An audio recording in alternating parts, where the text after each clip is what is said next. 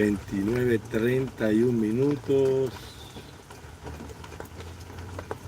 Va que Ichi Pacheco es el primero que se conecta. Sisto Portales, saludos Sisto Portales. Ultramaga, hola maestro, estoy aquí.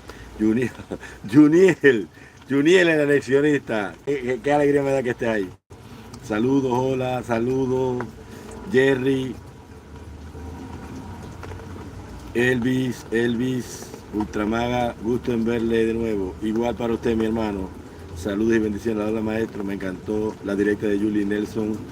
Hicimos lo que pudimos, vamos andando y por eso los perros ladran, Sancho, porque andamos. Gracias, Milady Rodríguez, Brian Fernández.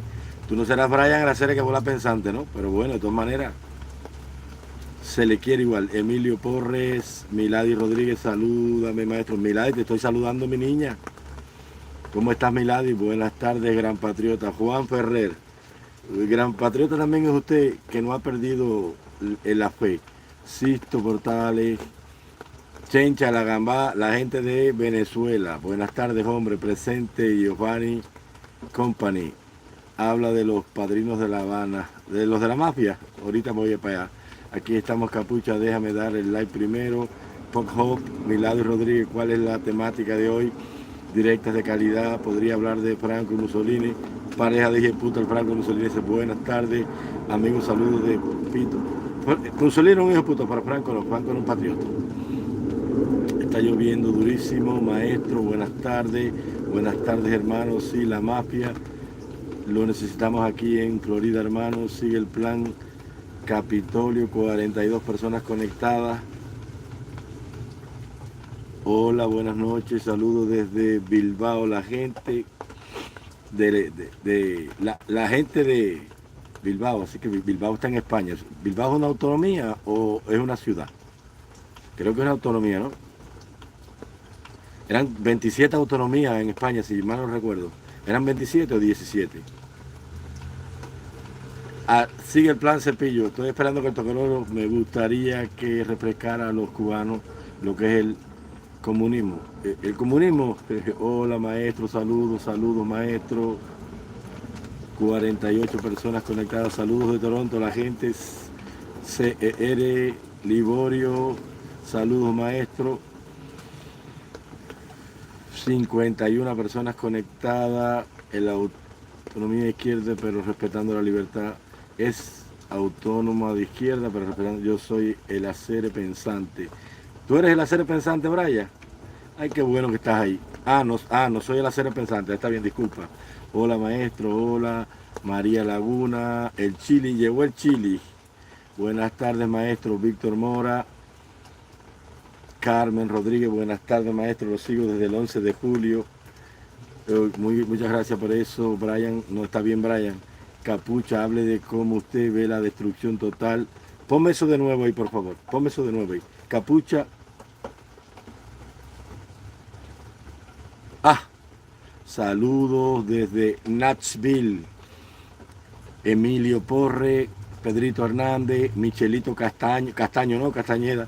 Gracias Michelito por ese super chat. Bilbao Comunidad Autónoma, exacto. ¿Eran 27 o 17?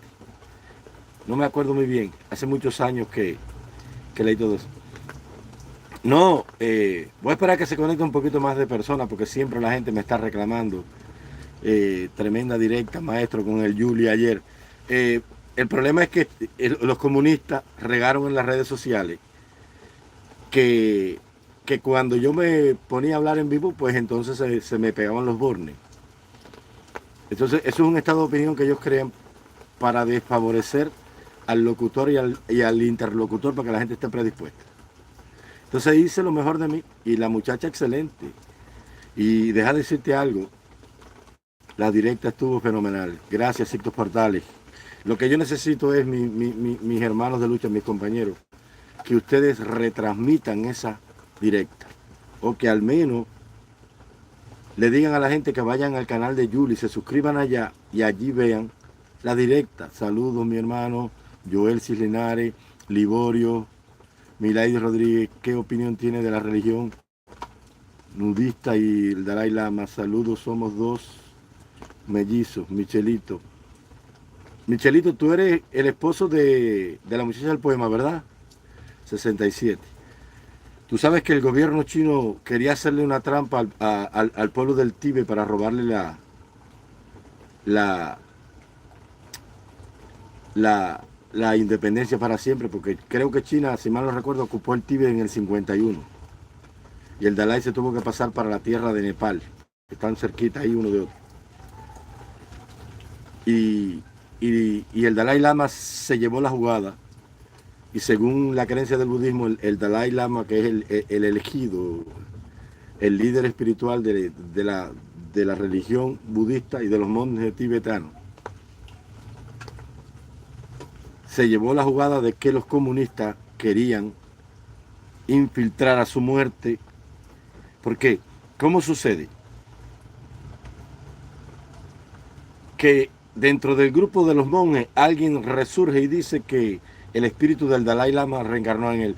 Porque lo que pasa es que de generación en generación el mismo Dalai Lama se va reencarnando en el monje de un cuerpo. O sea que no muere nunca. Pero entonces como el Dalai Lama se la llevó.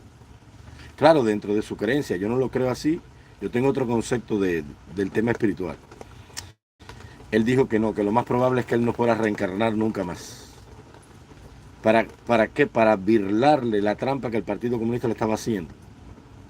Porque querían poner un hombre para destruir la religión tibetana. Querían acabar con el budismo tibetano, que es el más rancio y puro de todas las prácticas del budismo. El del Tíbet es el más puro, y no voy a decir más rancio, sino el más ortodoxo, el más recto. Y fue una trampa que querían hacer ellos. Porque tú sabes cómo es el comunismo. Alguien me dice, defíname el comunismo, maestro. No, el peor cáncer que has padecido la especie humana de todas las épocas es el comunismo, al punto que aquel meteorito que cayó allá en Yucatán, que extinguió, según los evolucionistas, los dinosaurios, hace 65 o 68 millones de años, era un meteorito comunista. Porque una destrucción de esa índole nada más puede ser un comunista, meteorito o no, pero en un meteorito comunista. Unión, hermano, unión. Buenas, Jerry. Den like, que no cuesta nada. Esa destrucción total allá en Yucatán, que hundió la corteza terrestre 6 kilómetros, 6 o 30 kilómetros, no recuerdo bien, muchos datos. Eso lo leí hace 40 años. Porque yo hace años no leo de esos temas. Entonces yo tendría que actualizar otros temas. Yo llevo muchos años leyendo otra cosa. Eso era un meteorito comunista. Ese es el cáncer peor que ha padecido la especie humana. Yo les voy a hablar con datos ahora que la gente está hablando aquí, mira. Para que ustedes vean cuál es la magnitud del desastre, porque la magnitud del desastre es mayor que lo que tú ves, mira.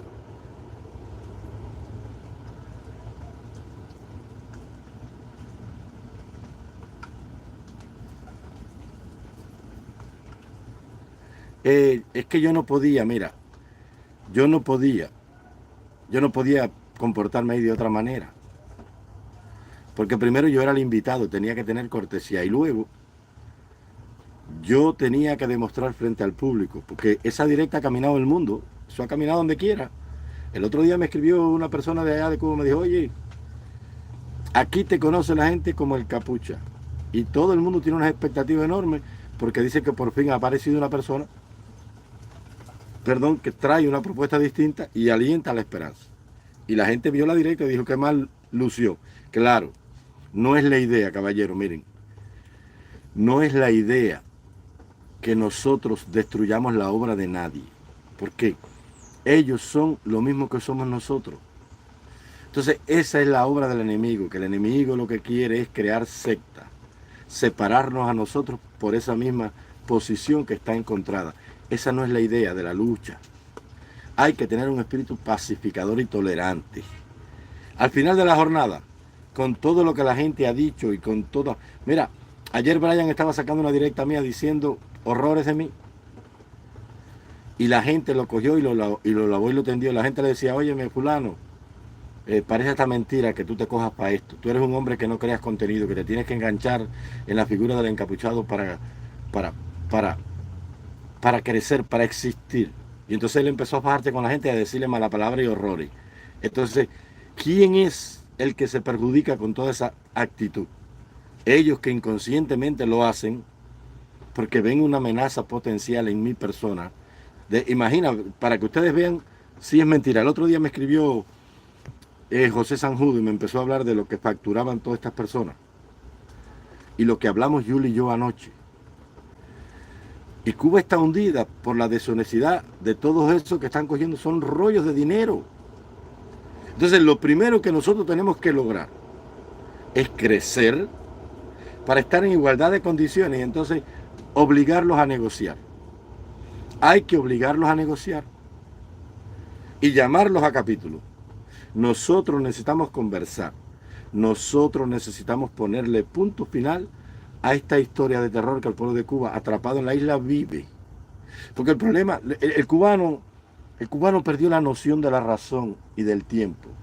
El cubano cree que porque se fue de Cuba, se quitó los problemas de la tiranía de arriba. No, al contrario, ahora es que aumentan los problemas. Porque si vives en los Estados Unidos, aparte de que tienes que insertarte en una sociedad que no conoces, aprender las formas de vida y la convivencia social allí, tienes que desaprender todo lo que has aprendido para aprender una nueva vida. Por eso que él es tan difícil adaptarse a esa sociedad, porque él no está diseñado para eso. Es como que tú cojas un caballo que no es carretonero, que era un caballo de monta, y le unzas, o sea, le pongas un carro, un carretón. No puede andar porque él no sabe, él no fue diseñado para eso. El caballo, cuando tú le alas la brida a la izquierda, nada más con un simple toque, ya él sabe que tiene que coger para la izquierda. Si se lo alas más rápido, él sabe que tiene que doblar más rápido, porque están enseñados para eso. Con un movimiento de la rienda, él sabe si tiene que ir suave o si tiene que ir al pasitrote, si tiene que ir más al galope. Entonces tú no puedes coger un caballo cerrero y uncirle un carretón, un carro, una volanta, una araña, porque él no sabe, no está diseñado para eso. Y es lo que pasa con el cubano que llega allí, y es lo que pasa y lo que ha pasado con todo eso. Muchachos, yo le dije a Julia anoche que el cubano de estas generaciones, del 90 para acá, y que me perdonen la gente, siempre hay una excepción, son riquimbilis sociales. Un riquimbili es un invento, un artefacto que camina, que lo mismo tiene dos guardafangos de Jeepy, que un eje de Chevrolet, que un asiento de guagua girón, que un techo de una motoneta aquella de las que habían antes. Es un invento. Entonces, lo mismo hizo Fidel Castro con esa generación de jóvenes. Son riquimbilis sociales, un médico bien preparado, diciendo una sarta de mala palabra.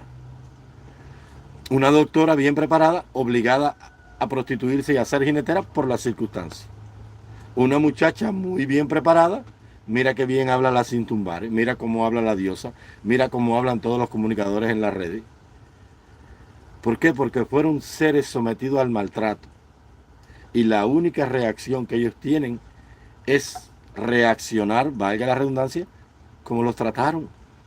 Entonces, el otro día estaba hablando una blanquita ahí que decía que en los Estados Unidos lo único que había era peste a marihuana. ¿Te das cuenta? Y que ahí nada más se trabajaba. Pero y criatura, Martí decía, a las estrellas no se sube por caminos llanos. O sea, decía una escritora religiosa, creo que se llamaba Elena de White. Ella tenía una frase, un pensamiento muy bello. Ella decía, nunca en el breve término de un día madura la cosecha y el trigo grana. No son jamás a la labor humana vano el afán e inútil la porfía. En la vida, quien con fe y con valor lucha y confía, los mayores obstáculos allana. Y recuerda que hasta la estéril y deforme roca es manantial cuando Moisés la toca y es estatua cuando Fidias la golpea. Entonces, es un proceso de adaptación y esos muchachos están en lo mismo. Entonces llegaron allí, a los Estados Unidos, y el buen ejemplo, porque déjame decirte algo, el buen ejemplo que tienen del exilio político histórico. No es todo el mundo, pero toda esa cantidad de grupos que hay en Miami, desde Radio Martí hasta la Fundación, por citarte uno solo, para no ser tan categórico. Toda esa gente reciben financiamiento del Departamento de Estado. Por eso es que el comunismo de Cuba dice que es una agenda preparada, financiada desde Washington, para socavar y subvertir el orden interno. La primera desgracia que le ha tocado al exilio político cubano es que no hay moral para reclamar. ¿Por qué? Porque una potencia extranjera financia a los grupos radicados en el sur de la Florida para subvertir el orden interno, y ahí es donde ellos dicen que la revolución es buena pero que nos quieren destruir, con una agenda que paga ingentes cantidades de millones de dólares todos los años, con un plan bien elaborado y bien estructurado para destruir nuestra obra social. Ah, pero qué distinto sería si no hubiesen personas. Mira, cuando tú recibes dinero por algo, tú eres un asalariado de alguien. El que te paga es el que manda. Entonces, si yo te pago un salario, tú eres mi asalariado. Sea con razón o sin razón. Al final de la jornada, después de 64 años, todo ese dinero ha sido para democratizar Miami, Tampa, Nueva York, Cayo Hueso y todas las comunidades donde cualquiera se levantó y creó un grupo. Ahí está la razón del por qué tantos grupos en el exilio. Yo te pregunto y te digo, ¿por qué Martí creó un solo partido? Porque los fondos que habían se daban voluntariamente. Entonces, ¿para qué yo iba a crear un grupo si yo no iba a recibir ningún fondo? ¿Entiendes? Vas captando la jugada. Entonces no vale la pena hacer un grupo yo, los seguidores del encapuchado, si no me van a dar nada. Por eso es que hay tantos grupos ahí en el sur de la Florida, porque todos reciben reales. Todos reciben dinero. Entonces los muchachos que vienen nuevos, nadie tiene moral para acusarlos, porque ellos se llevan la jugada, son pillos, y están viendo. Y yo no lo digo, mira, con estos temas hay que ser muy cuidadosos. Y lo que pasó ayer con esta muchacha, que es una excelente comunicadora, una persona que está bien preparada, que es una lástima, que transmita una directa el domingo, porque tiene que cubrir su vida. Cuando nosotros estamos en la red oyendo chisme y brete que no edifican ni producen, y estamos dejando que ese talento en bruto, porque es un talento en bruto, todavía le falta. Si esa niña estudia ciencias sociales, coge a la para allá y se la echa en el pico. ¿Tú sabes lo que es en el pico? Igual que Jordán Camora Batley. ¿Tú sabes lo que es? Lo que Cuba va a necesitar. Mira la falta de visión política y la falta de patriotismo de los hombres que tienen dinero, que están exiliados y le importa un bledo Cuba. Mira. Jordán Camora Batley, la morenita. Esa niña es una exquisitez lingüística al hablar. Es una profesional. Tal vez sea hasta una filólogo de la lengua.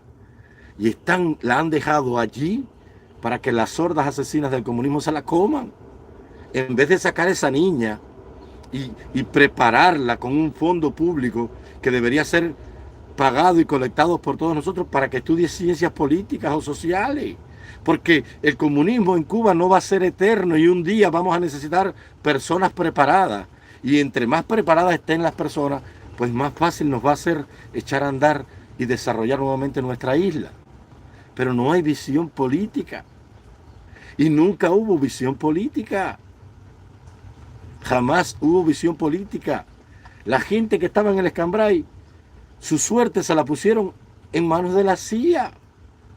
En vez de los grupos de Miami recoger dinero y llevar expediciones. Como pasó con la Primera Guerra y la Segunda Guerra en Cuba. Y entonces ahora tú no tienes moral para decirle a esos muchachos que no hagan dinero, porque primero que todo son muchachos jóvenes.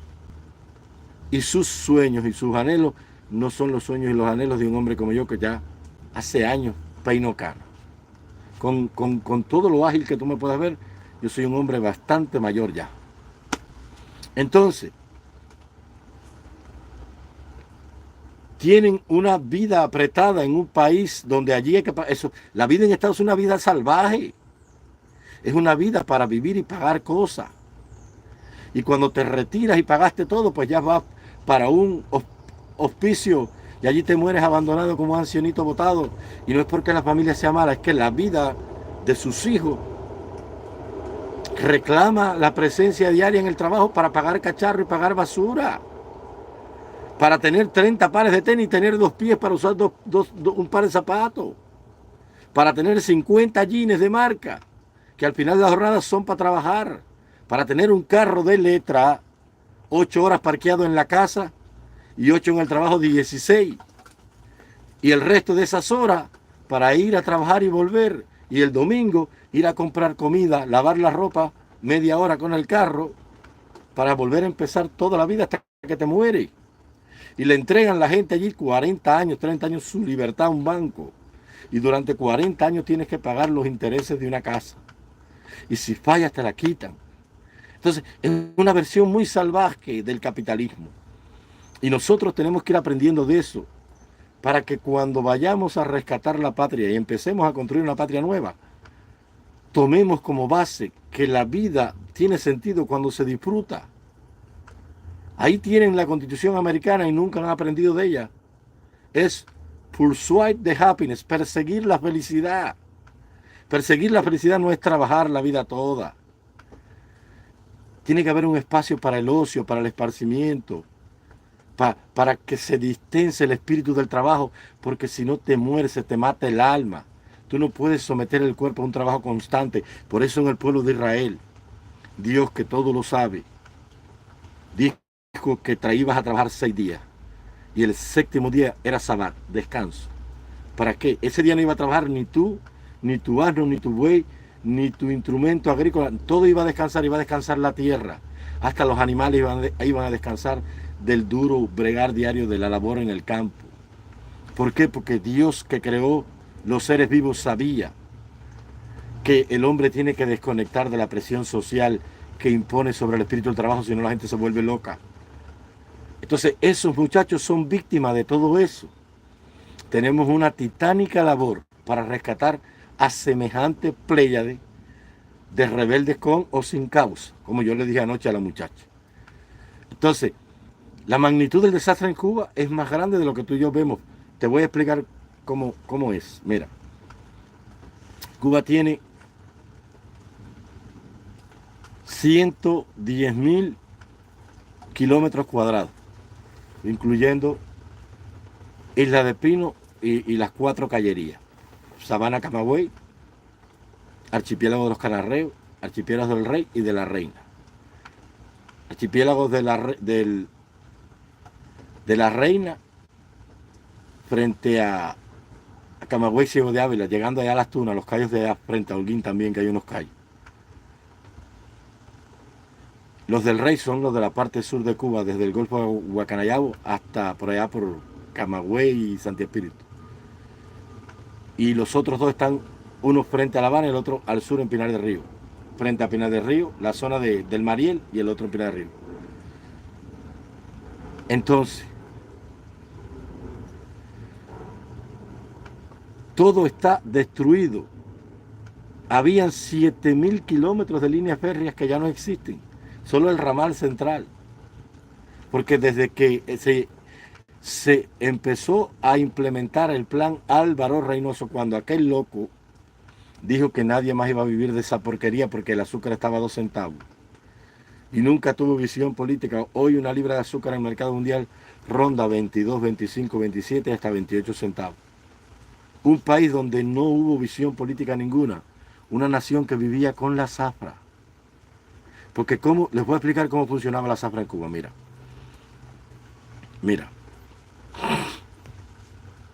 Cuando llegaba el tiempo muerto, el dueño de un ingenio, así como los dueños de colonias, las colonias eran donde se sembraba la caña. Los cañaverales en Cuba se rotaban, cada 6 y 8 años. ¿Tú sabes lo que es cada 8 años sembrar un cañaveral? Y uno que se sembraba todos los años, que era el famoso banco de semillas. A los 6 meses se cortaba la caña para semilla, que era cuando la caña echaba embriones.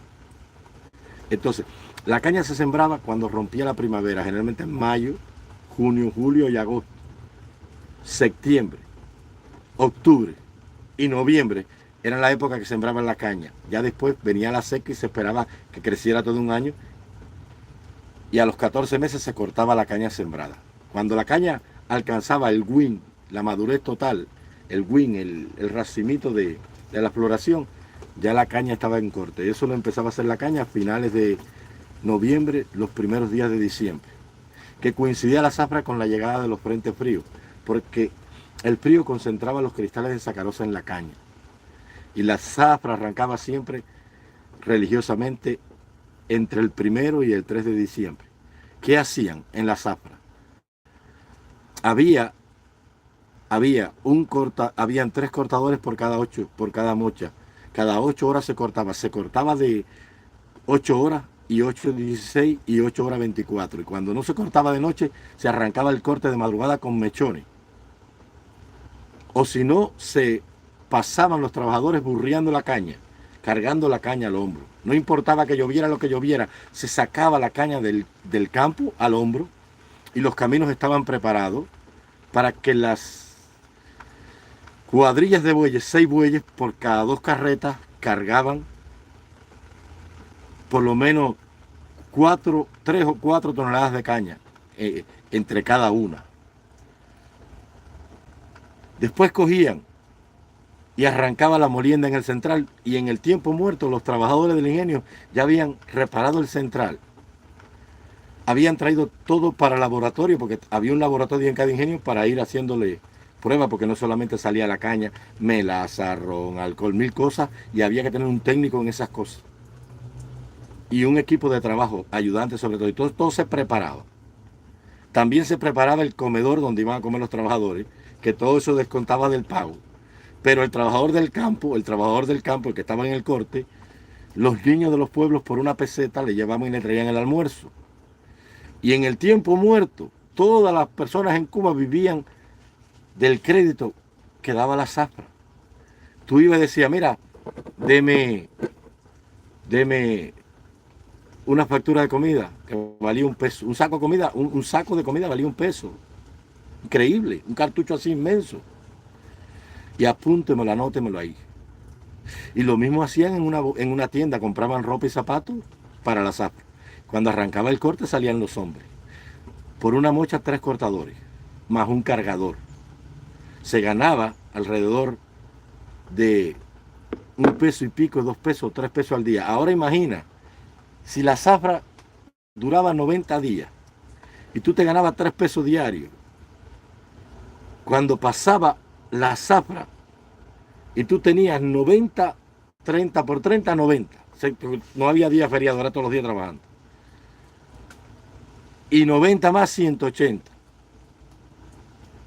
270 pesos tú cogías cuando terminaba la zafra, más el diferencial, que era un regalo que te daban a todos los trabajadores que participaban en la zafra.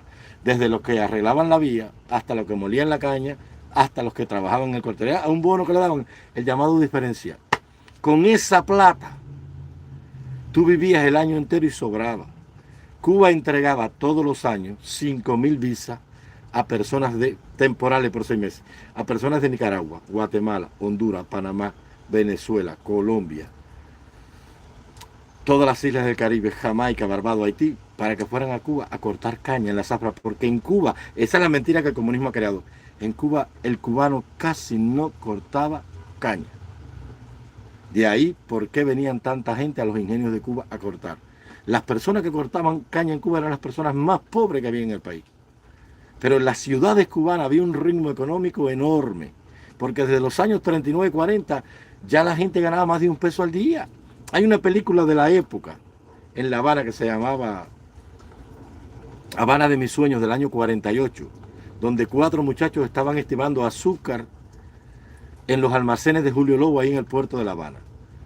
Y entonces ganaban $4.50 kilos al día cada uno. Y ahí los ponen en un bar, que salen a merendar y se comen una completa 25 kilos con una botella de Tropical, de Manaca, de Tínima, de Atuey, de lo que tú quisieras, que valía creo que 15 centavos la cerveza, si mal no recuerdo. Con 50 kilos bebías, comías y te sobraba dinero, era otro tipo de vida. La Habana era, como te dije, un inmenso paraíso del primer mundo en medio de un latifundio cañero. Y todo lo acabaron, habían 6.000 fábricas. Se producían 500 y pico mil toneladas de acero. Los producía la Antillana. Habían 2 o 3 cementeras en el país que producían todo el cemento que el país llevaba. Se generaba toda la electricidad en el país. Habían 4 refinerías de petróleo en Cuba que respiraban el petróleo norteamericano que llegaba a Cuba, y el país tenía un crédito inmenso y casi no debía dinero. El 80% de todo lo que el cubano consumía se producía desde el jabón. Las mejores ropas de hilo del mundo se hacían en Cuba. Los mejores zapatos del mundo, Almadeo, Medio, Forchen, todos los zapatos. 7, 8, 10 marcas de cigarros, desde Regalía del Cuño hasta Competidora, todas en Cuba. Las mejores del mundo. Mejor que Philip Morris y que Winston y todo eso. El tabaco de Cuba era el primero del mundo, el ron de Cuba era el primero del mundo, el azúcar de Cuba era el primero del mundo, el café cubano lo compraba Japón todo, 1.200.000 latas. El ganado de Cuba era el mejor ganado del Caribe, estaba entre los 3 mejores ganados de América. Uruguay, Argentina y Cuba, porque teníamos el mismo ganado que Brasil. Una nación pujante, 28 puertos con sus espigones, una línea aérea. Cubana Aviación tenía decenas de aviones de primera línea, modernos. A La Habana iban 2.000 vuelos. 2.000 vuelos iban a La Habana todos los meses. La Habana era la capital de las Américas. Y arrasaron con todo. Lo destruyeron todo. Hay un discurso de él ahí donde dice que le va a crear un estándar de vida enorme al pueblo, porque nuestro país es un país rico. Y fíjate si era rico el país, que la riqueza más grande que tiene una nación. Ya el día 23 de diciembre, la gente paraba su actividad y ya se iban preparando para el 24 Nochebuena. Donde único se comía puerco en Cuba era en la Nochebuena y en el 31 de diciembre. El resto del año ningún cubano comía puerco, se comía bistec de res. 90 kilogramos de res per cápita por habitante era lo que comía la sociedad cubana. A La Habana iban, como dije en otras directas, 60.000 pollos diarios, procedentes de todos los barriecitos aledaños. La fruta era por millones, hay que ver las fotos de la época. Eran cientos de carreteneros recorriendo las calles de La Habana, se cruzaban, se topillaban de tantas frutas. Valían 10 plátanos 5 centavos. Valía una botella de leche 5 centavos. En los campos no hacía falta dinero porque el huevo era la moneda de cambio.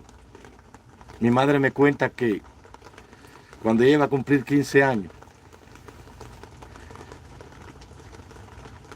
ella y el hermano se fueron a unos campos de hierba de Guinea a recoger en las vacaciones semillitas de hierba de Guinea. Los ganaderos del Cagüey compraban las semillas de hierba de Guinea, todas las que le mandaran del resto del país. Entonces cuando llegaba la seca, ellos le daban candela a los potreros viejos y cogían esas semillitas diminutas y las regaban en el campo. Cuando rompían las lluvias en la primavera, que era un reloj exacto, el 21 de marzo, eso no fallaba. Los potreros resurgían nuevos y había comida para el ganado. Dice ella que ella y el hermanito se metieron todas unas vacaciones recogiendo semillas y en un papel cartucho cogieron 1 libra de semilla para los dos. La envolvieron, cogieron unos huevitos y fueron allí y pagaron la estampilla. Unos huevitos, porque era el dinero del campo, en las bodegas del campo. Había de todo lo que la gente necesitara. Entonces, por los campos de Cuba andaban, eso le decían vendedores ambulantes o viajantes. Generalmente eran turcos, árabes, que se dedicaban a vender por los campos tambores para bordar agujetas, estambre, hilo de curricán, aguja, sistema de aprender el corte y costura en casa por un sistema que se llamaba Elia Roche, si mal no recuerdo, una famosa modista que había en la zona de Villa Clara. Madame Roche se llamaba, Elia Roche, no sé qué cosa, que lo mandaban. Vendían ellos máquinas de coser Singer y 1000 cosas, tela, retazos de tela, sayuelas de mujer, ropa, todo. Y andaban con un caballo, con 2 alforjas y una mula atrás cargada de cosas. Y dice, ahí es donde estaba la riqueza, ahí es donde estaba la riqueza del pueblo. Ahí es donde estaba la riqueza del pueblo. Pasaba aquel turco, un turco que tal vez fuera de Cienfuegos, de la zona de Encrucijada. Y ellos estaban en el macizo de la Escambray en Santi Espíritu. un hombre que nunca habían visto, y dos muchachitos que eran un par de críos así, lo paraban en la calle y le decía, Señor, mire, échemelo allá en la bodega de fulano que tiene un lugar para el correo. El hombre lo cogía, lo llevaba, los niños se iban para la casa conscientes de que el hombre los iba a echar. Eran 20 pesos.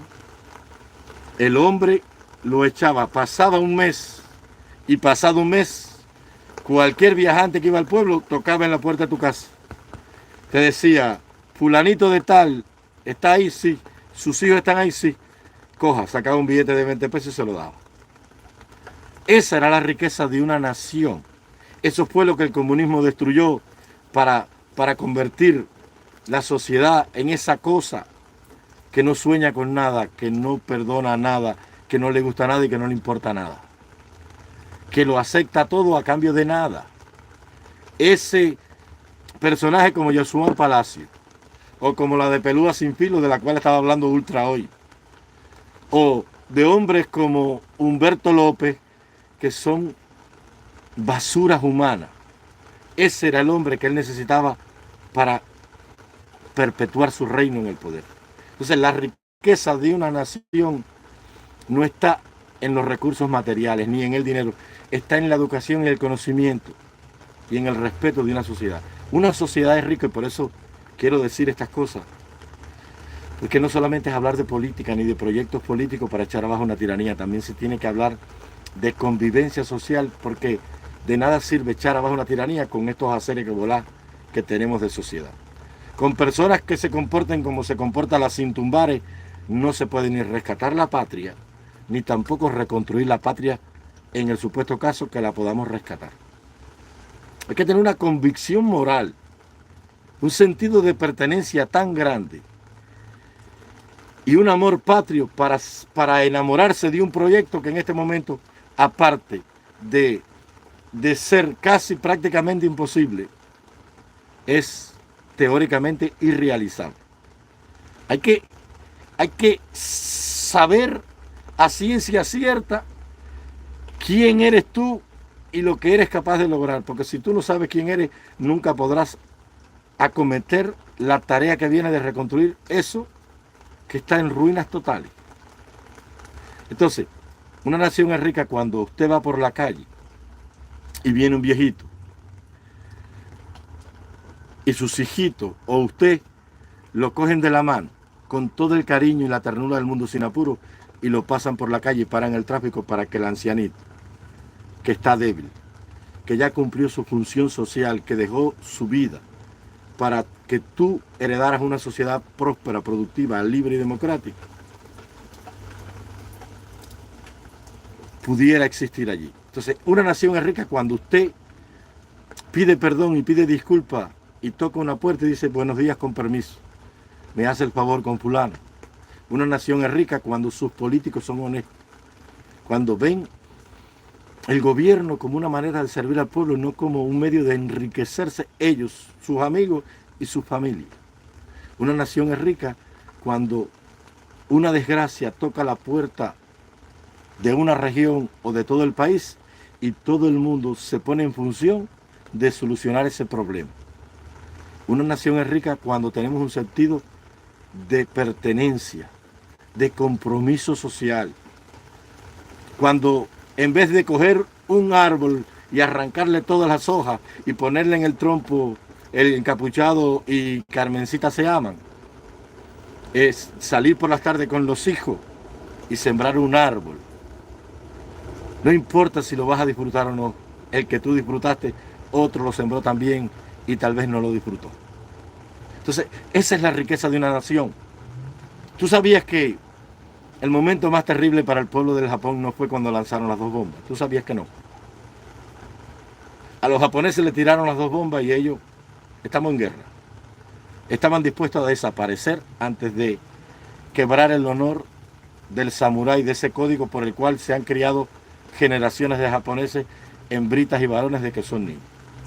El momento más difícil para el pueblo de Japón fue cuando por la radio escucharon la voz del emperador, símbolo de la unidad nacional, que le decía, ya no vale la pena seguir combatiendo, hemos sido derrotados. Por el bien de Japón, para conservar el pueblo de Japón y no ser destruido, ordeno a todas las Fuerzas Armadas que se rindan y depongan las armas. Ese fue el momento más terrible para el pueblo de Japón.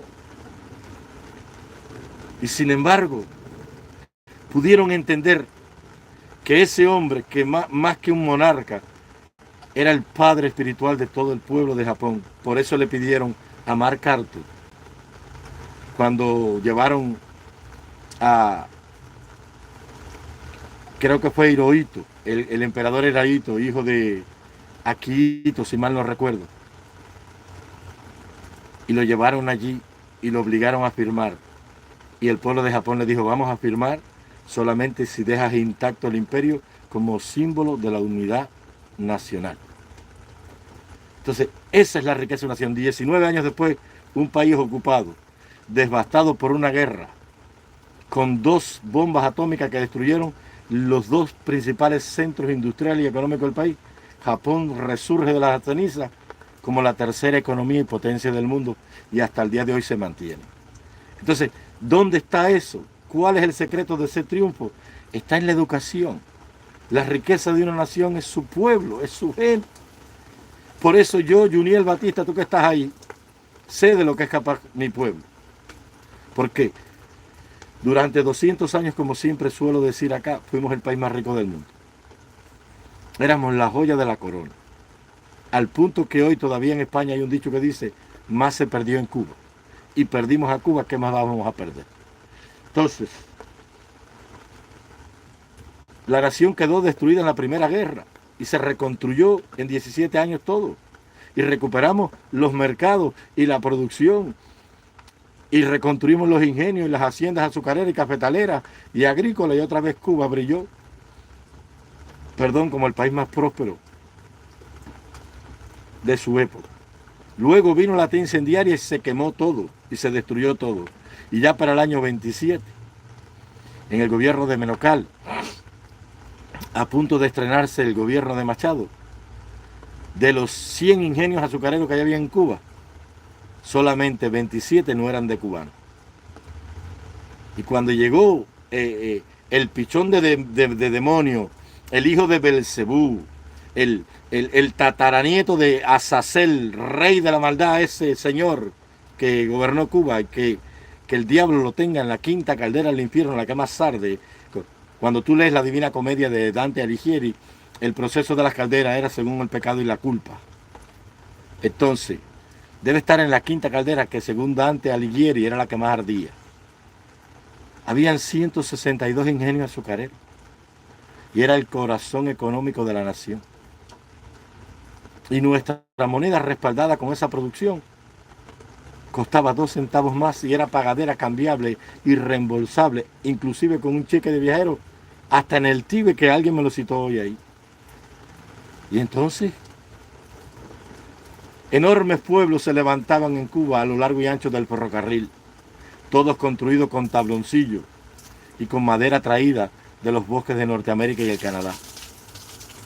Y eso lo cambiábamos por las maderas preciosas nuestras: caoba, cedro, almiquí, caguairán, lechero, varía, bijagua, majagua, azul y amarilla. Teníamos una riqueza enorme y todo lo destruyeron, y todo lo terminaron y todo lo acabaron.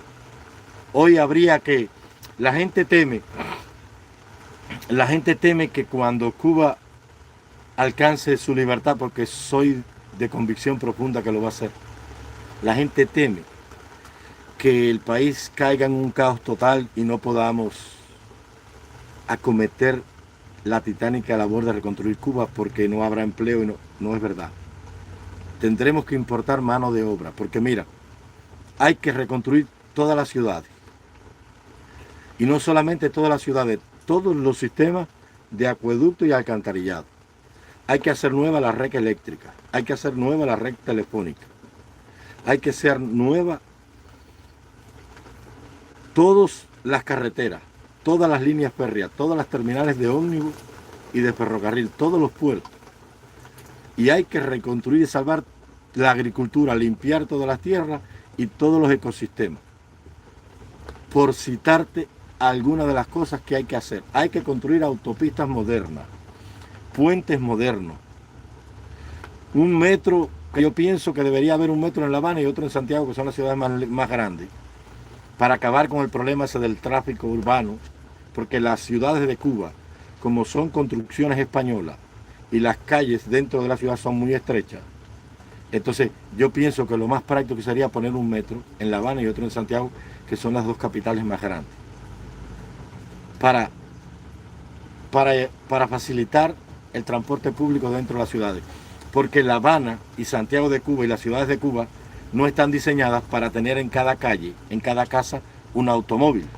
¿Por qué? Primero lo estrecho de la calle y después porque las casas de Cuba no son como las casas norteamericanas, que son propiedades en inmensos pedazos de tierra, dado la magnitud del tamaño de los Estados Unidos, que tiene 9.300.000 kilómetros cuadrados, si mal no recuerdo.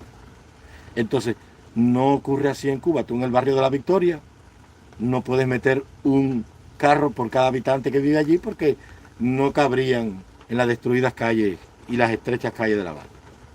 Entonces, hay que concebir la sociedad de otra manera según nuestra realidad.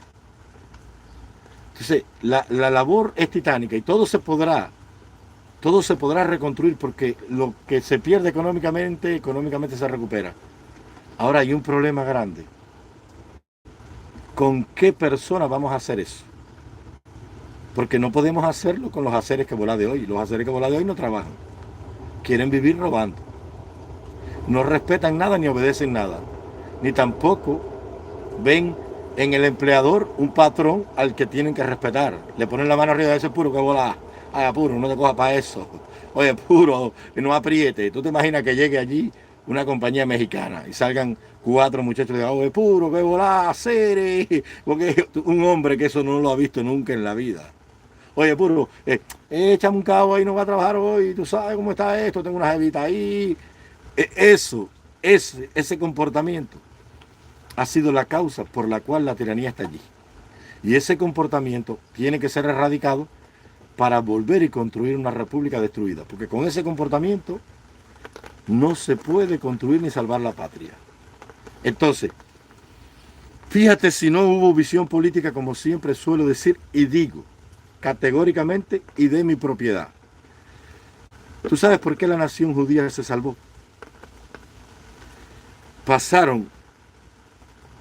El pueblo de Israel estuvo 430 años cautivo en Egipto, desde el día que le dieron a Abraham la promesa hasta que salieron en el éxodo.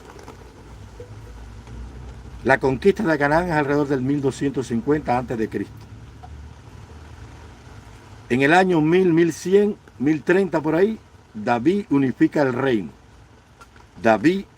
Saúl es coronado rey y David pacifica el reino y conquista dentro del territorio de Israel las naciones que todavía habían quedado. Salomón es el rey de la gloria de Israel, porque es el hombre que con lo que el Padre le deja reconstruye todo el reino y hace de Israel la nación que fue en su época.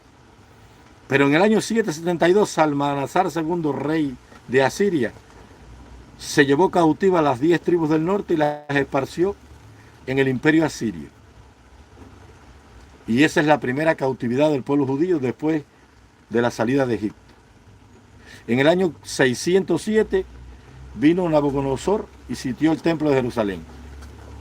Después vino en el 589 otra vez y después vino en el 586 y se llevan cautivo a todo el mundo y están 70 años en el reino de Babilonia. A los 70 años vuelven cuando viene Nehemías. Cuando viene Esdras, con los que volvieron con Esdras. Pero tú sabes por qué el pueblo judío no perdió la identidad. Porque a los niños, generación tras generación, a pesar del exterminio, del holocausto, del cautiverio, generación tras generación, los masoretas y los escribas, se dedicaron a compilar la historia del pueblo de Israel para que los padres, a aquellos niñitos, no importa si estuvieran en la tierra de Capadocia, o estuvieran en el reino de Batana, o estuvieran en Lidia, o estuvieran en Corinto, o en Tarso, donde estuviera una comunidad judía, era mandatorio y obligatorio que fueran a la sinagoga todos los sábados, y que asistieran a las escuelas donde los escribas le enseñaban la historia de su pueblo, para que no se perdiera la identidad cultural, para que aprendieran a amar a través de esa historia la nación que habían perdido y que en su sueño estaba volver a recuperar. Por eso el pueblo judío, después de 2000 años, preservó su lengua, su religión, su cultura, su identidad, su forma de gobierno y economía, y volvieron a su tierra, y en 50 años, rodeados de naciones hostiles, enfrentados a una guerra contra 6 enemigos 3 días después de haberse declarado el Estado moderno judío, y después en la guerra del Yom Kippur, vencieron a todos sus enemigos y rodeados de terroristas, y jamás tirándole cohetes día y noche, son una nación del primer mundo, es el país que más innova, el que más patente tiene. Entonces, ¿a qué se debe eso? A la educación del pueblo. Entonces, ¿cómo nosotros que somos cubanos, que estamos fuera, qué error cometió la generación que llegó? Porque ahí, en los primeros que llegaron, ahí vino lo mejor de la profesionalidad y de la intelectualidad cubana. Debieron compilar la historia de nuestro pueblo. Ahí habían buenos historiadores. ¿Por qué no cogieron con esos libros y les enseñaron la historia verdadera a los exiliados? Si eso hubiese pasado, muchas gracias, Medisoni, por tu contribución. Si eso hubiera pasado, los hijos de los millonarios esos que hoy están todos regados en Estados Unidos, ellos mismos hubiesen dicho, es hora de que volvamos a nuestra patria y aquí está el dinero para recuperarla. Pero ¿qué pasó? Echaron tierra, echaron raíces en tierra extraña y se olvidaron de la historia de su patria, que era la única que podía salvar el patriotismo glorioso.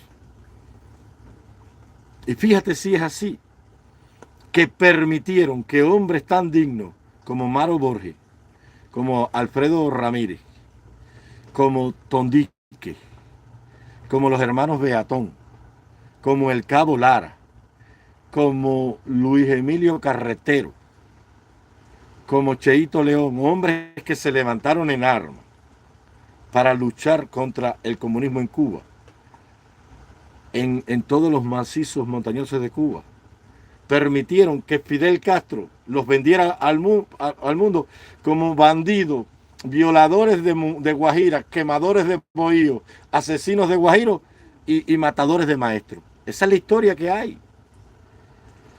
¿Por qué? Porque no hubo un compromiso patrio. Y si no hay un compromiso patrio, se los dije anoche con Julie, si no hay un compromiso patrio, de nada vale lo que estamos haciendo aquí y lo que hacen todos los influencers. Si no hay patriotismo, no se puede rescatar la patria. Cristo dijo, si la sal se desvaneciese, ¿con qué será salada? Ya no sirve para nada. La puedes tirar y es pisoteada por los perros. La sal que no sale es un poco de piedra.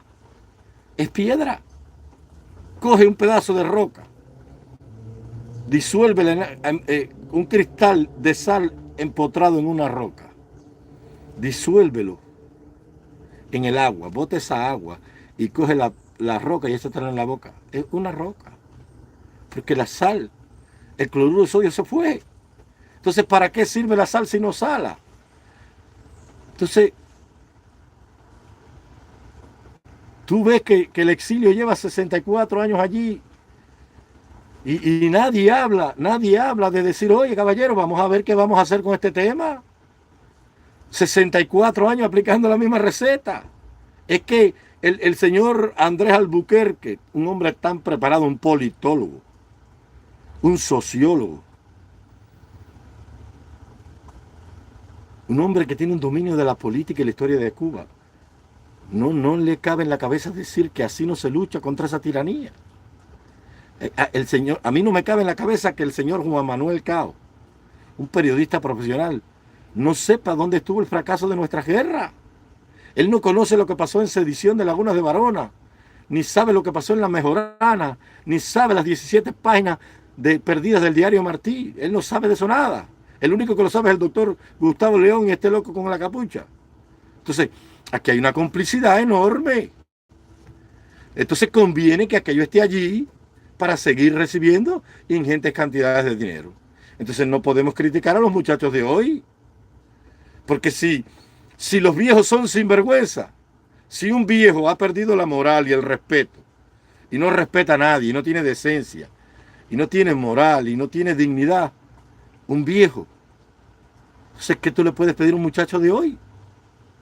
Entonces, aquí hay un problema sistémico que está incrustado en el ADN del exilio.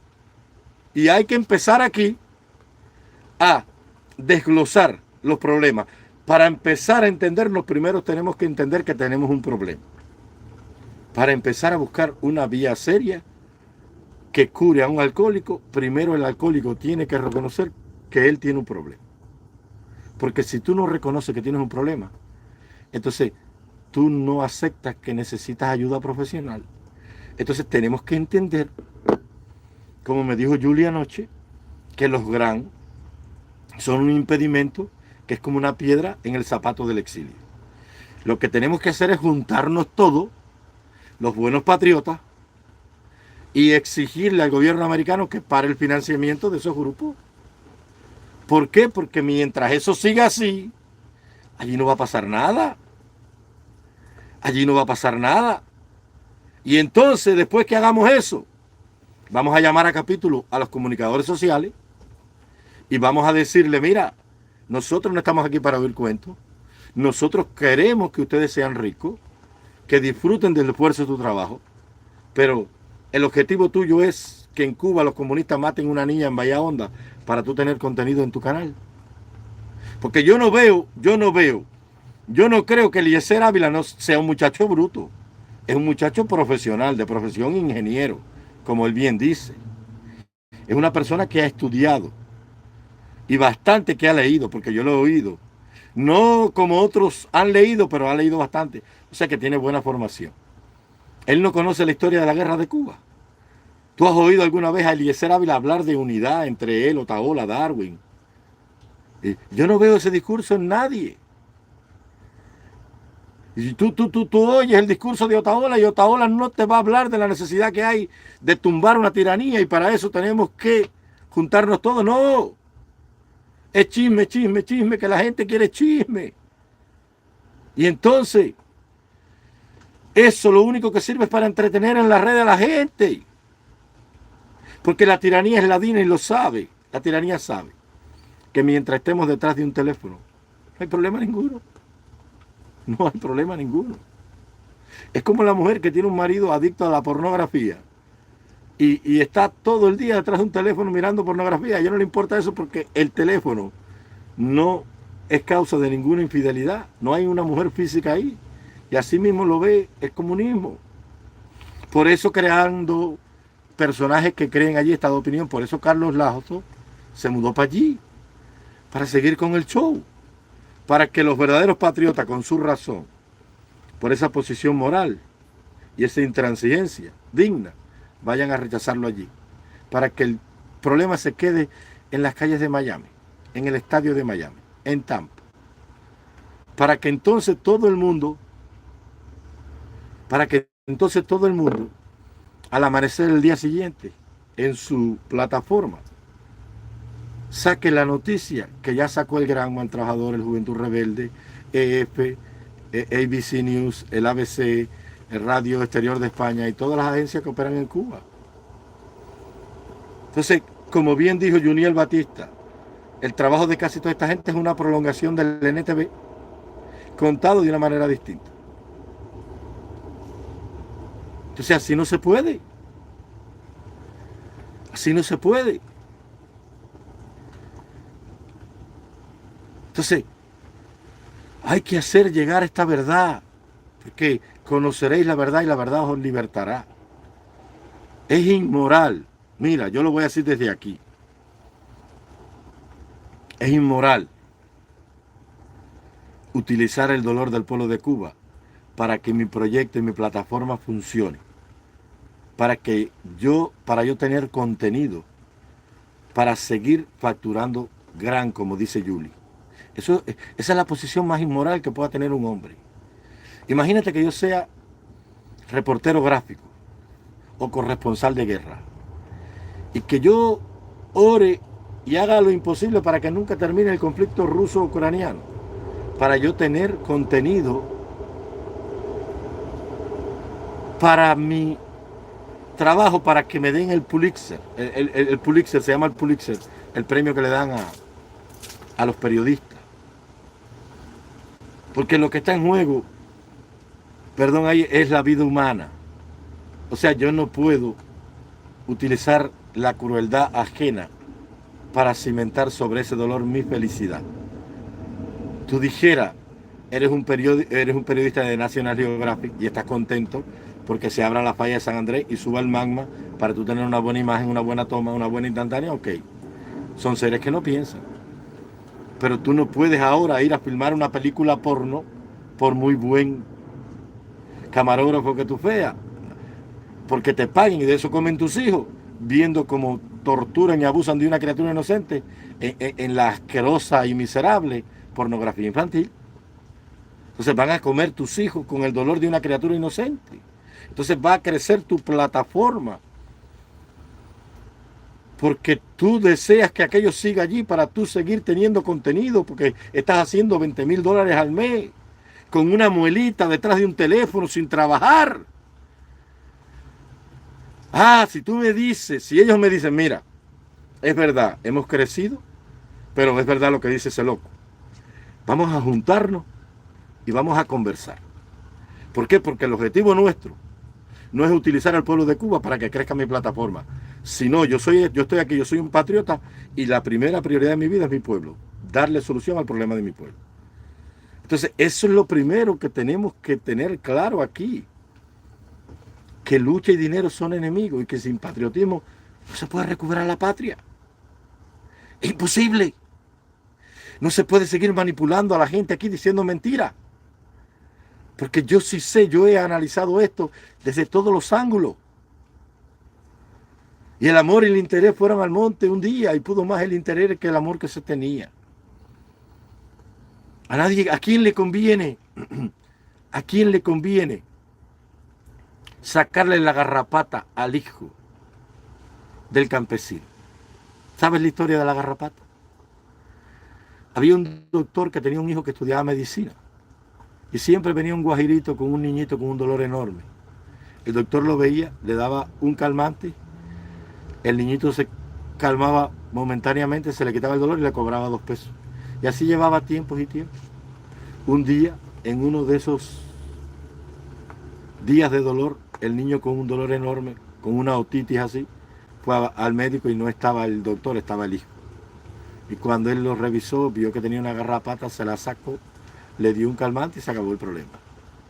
Cuando llegó el padre por la tarde, dijo, papá, tú sabes que vino un señor con un niño con una garrapata y papá, ¿cómo es posible que él me dijo que llevaba meses viniendo aquí?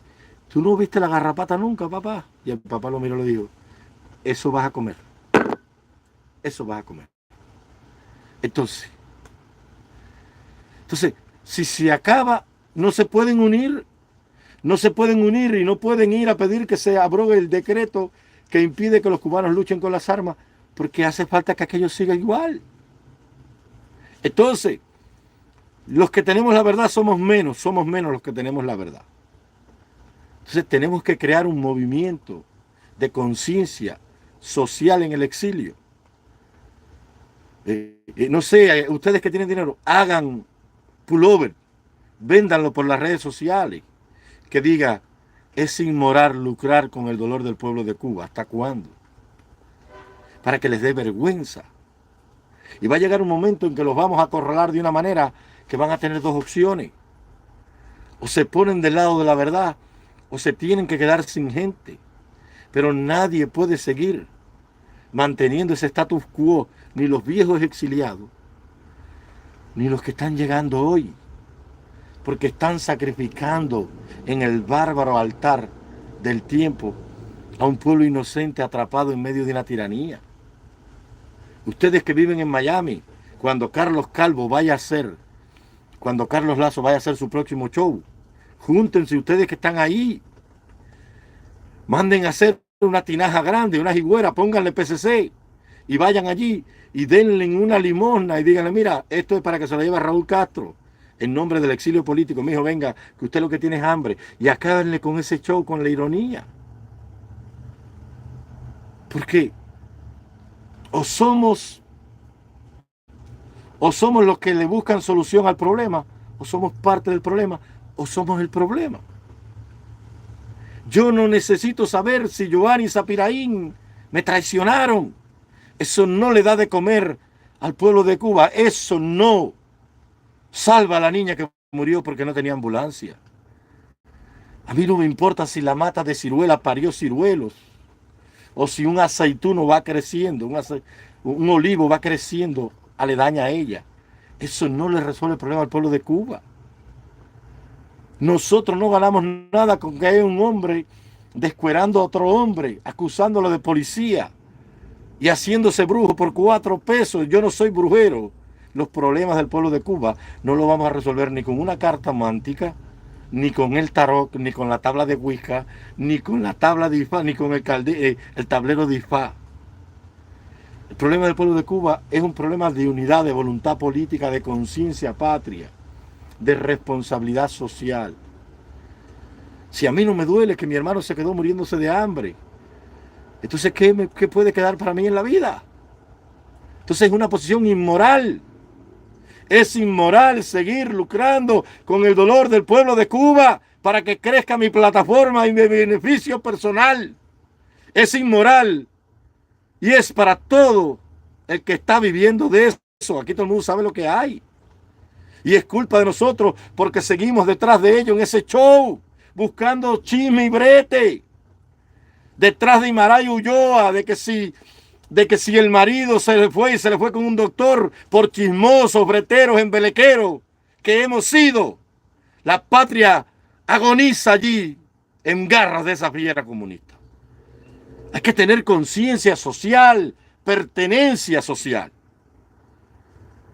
Entonces es culpa de nosotros también, que somos parte del público que aplaude a los payasos en el show. A mí no se me puede hablar de este tema aquí, porque enseguida me sube la presión con este cuento aquí, esta mentira. Yo me levanté esta mañana y cuando abrí la plataforma de todos ellos, y tú sabes por qué digo todos ellos, porque aquí hay muchos bandidos escondidos que no aparecen en la red. Tú quieres ver un patriota, mira a Saúl Sánchez. El hombre no tiene nada. El hombre es un patriota excepcional. El movimiento de democracia de Saúl Sánchez se mantiene por la contribución de ellos mismos. Cuando yo dejé a Saúl Sánchez en los años 90, era handyman que atendía unos apartamentos en Miami. Entonces basta ya.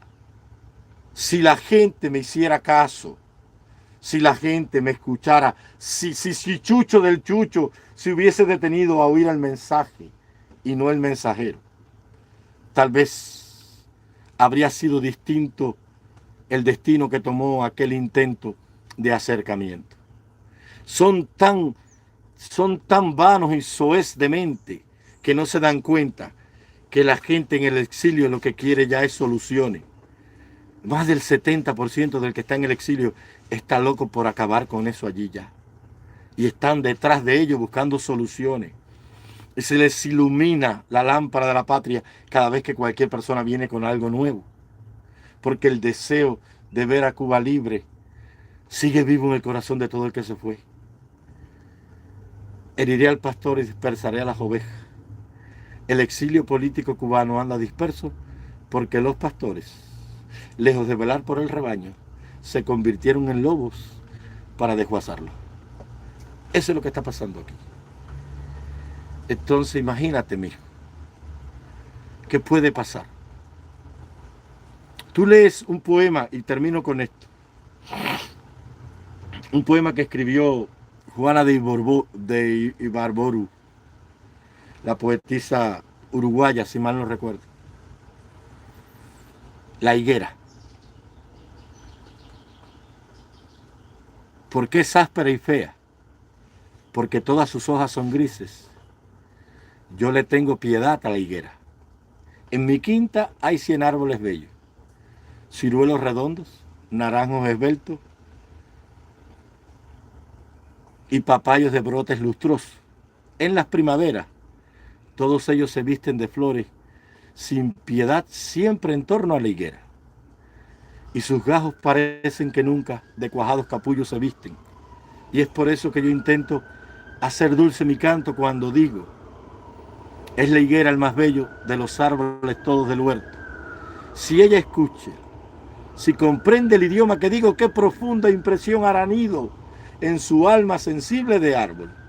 Y tal vez cuando llegue la noche, cuando el viento abanique su copa, extasiada de gozo le cuente: ¿sabe, señor viento?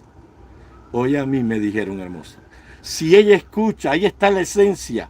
Si esa higuera que se llama exilio, que no tiene flores, que no echa fruto, escuchara el reclamo y el dolor y el clamor de un pueblo, tal vez sería distinto nuestro destino y nuestra suerte.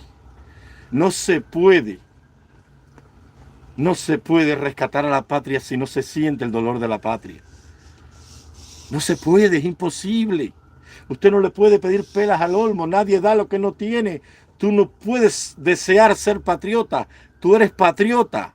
Un árbol no da fruto porque quiere llegar a ser árbol, él da un fruto porque es un árbol. Nadie da lo que no tiene. La guayaba da guayaba porque es guayaba. No da guayaba para llegar a ser guayaba, según las 95 tesis de la teología de la justificación por la fe. Cristo no murió en la cruz. Cristo no nos ama porque murió en la cruz. Él murió en la cruz porque nos amaba. Cuba se va a salvar no porque nosotros queramos ser patriotas, se va a salvar porque somos patriotas y la queremos. De lo contrario, todo esto es mentira aquí. Y te voy a terminar la directa de hoy, como le dijo el mayor aquel día a Napoleón Arango después de haberse levantado en las clavelinas, cuando el hombre vino a pacificarlo, a hacerle el mismo cuento que llevamos nosotros escuchando 64 años. Por favor, no hace falta ser tan dramático. ¿Para qué las armas? Podemos entendernos. Y el mayor sabía que estábamos oyendo muela desde el año 1820, cuando el hombre que nos enseñó a pensar, el sacerdote Félix Varela, que murió en San Agustín, la Florida, desterrado de su patria, que fue enviado a las Cortes Españolas para pacificar el problema de Cuba a través de la muela. La misma muela que durante años no resolvió nada.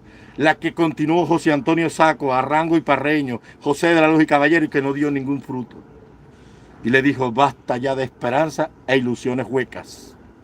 Para el pueblo de Cuba no ha quedado otra opción que arrancarle a España de las manos por las armas su libertad. Basta ya de mentiras, esperanzas e ilusiones huecas en el exilio, diciendo que haciendo lo mismo, contando historia, hemos hecho algo. Hay que buscar una vía alternativa para ponerle punto final a tanta ignominia y a ese régimen de oprobio. El pueblo de Cuba está perdiendo el momento más trascendental de su historia. Hoy, cuando hay una tiranía arruinada, acabada, desmoralizada, sin fuerza represiva, sin recursos, endeudada, obligada a pagar los créditos incumplidos de los compromisos de la deuda, afrontando un juicio y después la deuda con el Club de París, que no la puede reestructurar ni tampoco condonar, y el exilio sigue rascándose las uñas, echándose aire y contando cuentos. Y lo triste no es que los líderes lo hagan, es que lo penoso y vergonzoso es que los que están exiliados estén detrás de esos cantos de sirena y esos cuentos. Los quiero mucho. Se me cuidan por ahí. Un saludo a Yuli si se conectó y a todos los que me acompañan en estos sueños. Hay que coger y buscar una opción distinta. No basta con desear que las cosas sean. Hay que hacer que las cosas sean. Los quiero mucho.